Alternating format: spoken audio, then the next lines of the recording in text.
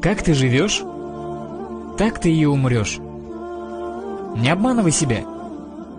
Не смотри на других. Посмотри на себя.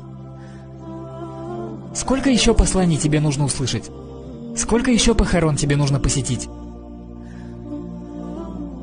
Я не сомневаюсь, что мы мусульмане. Но какого качества, брат? Какого качества? Сегодня твои дети немного заболели? Понятно, языком ты этого не скажешь, но в глубине души, за что Аллах со мной так? Закят плачу. В смысле? В смысле, ты платишь закят, и что, Аллах тебе что-то должен? Нет, брат, просто альхамдулиллах, я молюсь. Подаю милостыню, а этот парень не молится, и его дети в порядке. За что Аллах так? С таким сердцем хотите предстать перед Аллахом?